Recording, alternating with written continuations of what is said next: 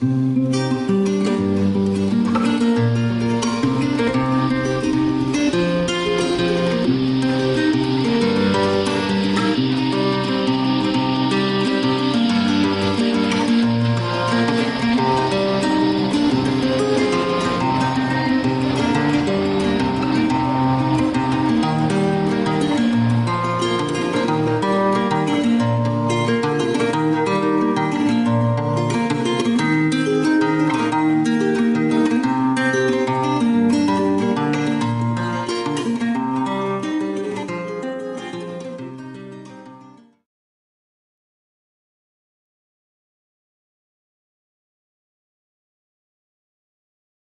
folks, and welcome to Gormo's Shed.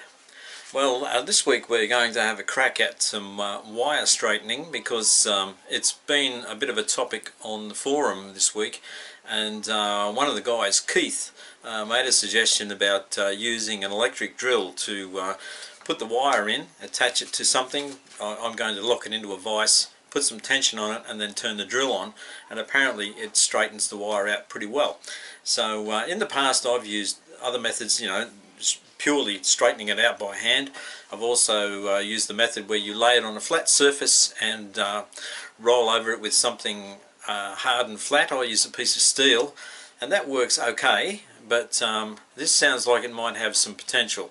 And so what we'll do is we'll give it a crack and see how it turns out. Okay, so I've cut myself a length about, I don't know, 600 mils of light gauge galvanized wire.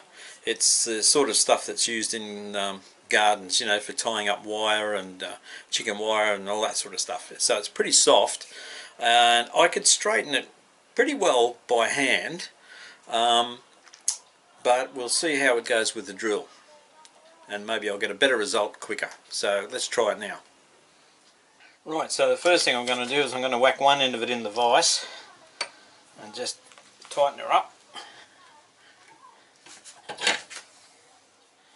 And then I've got my drill here, and I'm going to put the other end in the chuck and tighten it up.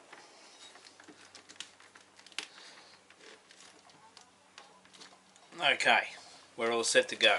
Okay folks, now I'll walk away from the vise, and I've got the drill in my hand, and I've put some pressure on it. I'm pulling back on the wire, and the drill is holding it, and I'll just give it a little burst.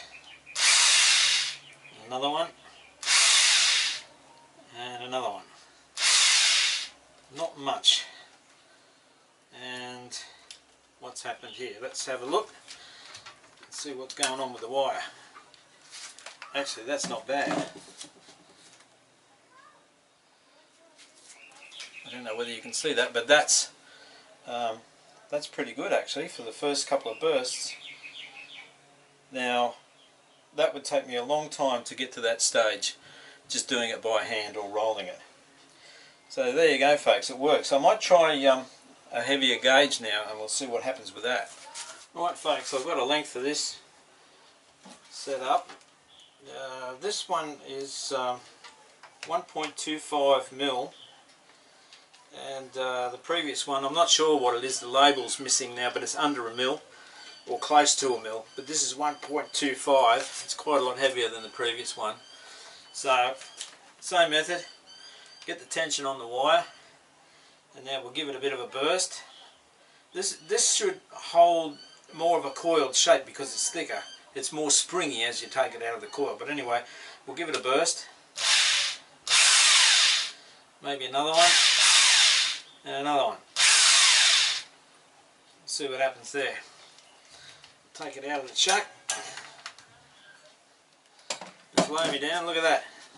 That's pretty bloomin' good. It's nice and straight.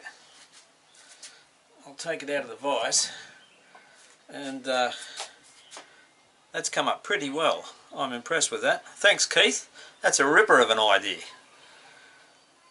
That just saved me about 15 minutes work. Oops, there we go. Yeah, great stuff. Okay, well, I don't know how it would go with other types of wire. As I said, this is just a a galvanised tie wire, 1.25 millimeters. So there you go. So it works pretty well on that. So I think it would be worth, if you're doing wire and tube applications, or anything that requires your wire to be fairly straight, this is definitely worth having a go at if you're having trouble straightening wire. Yeah, okay. Yeah, as I said, thanks again, Keith. That's a ripper of an idea, mate. Well, there you go, folks. It's all about just getting the information, isn't it? So when you have the right information and you know what to do, it can make some of these tasks quite a lot easier. So there you go. Well, that's it for the week, and I'll see you next week. Cheers, Gormo.